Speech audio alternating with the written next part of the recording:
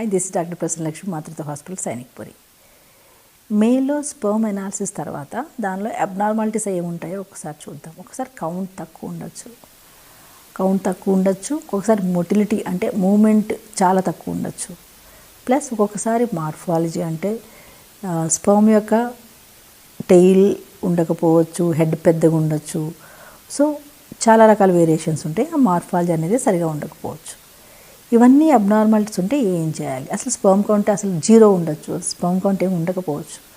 So వీటన్నిటికీ కంగారు పడి డోనార్కి వెళ్ళాల్సిన అవసరం ఉండదు. అసలు ఏంటి రీజన్ అనేది కరెక్ట్ ఒక డాక్టర్ దగ్గర కన్సల్ట్ చేసి తెలుసుకోవాలి.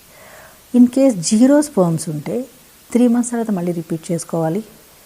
ఒక్క సింగిల్ రికార్డింగ్తో, సింగిల్ టెస్ట్తో అసలు ఏం స్పర్మ్స్ లేవని చెప్పి డిసైడ్ చేయాల్సిన అవసరం ఏం లేదు.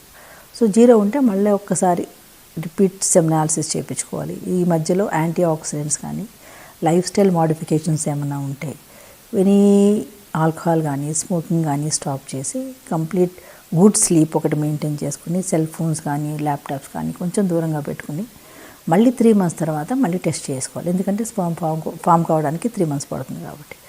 అప్పుడు చాలామందికి అన్ని లైఫ్ స్టైల్ మోడిఫికేషన్తో నార్మల్ కౌంట్ రావచ్చు. స్టిల్ ఇంకా 0 ఉంటే to go for the hormonal టెస్ట్లు, FSH, LH అండ్ FSH లాంటి హార్మోనల్ టెస్ట్లు అయితే చేయించుకోవాలి.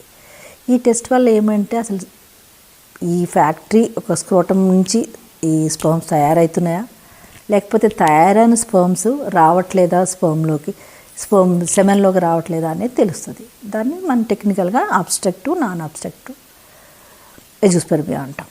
సో ఒకవేళ బ్లాక్ ఉంటే దాన్ని సర్జరీ ద్వారా నయం చేయొచ్చు. ఒక్కొక్కసారి వారికోసీల్ అనే ఉంటుంది. వారికోసీల్ అంటే ఎంగాజ్డ్ వెయిన్స్ ఉంటాయి, దాన్ని కూడా సర్జరీ ద్వారా నయం చేయొచ్చు. చాలామంది సర్జరీ చేసిన తర్వాత స్పర్మ్ కౌంట్ పెరిగే ఛాన్సెస్ కూడా ఉంటాయి. సో స్పర్మ్ కౌంట్ 0 ఉంటే కంగారు పడాల్సిన అవసరం లేదు. You have to consult good andrologist or you have to consult gynaecologist. Thank you.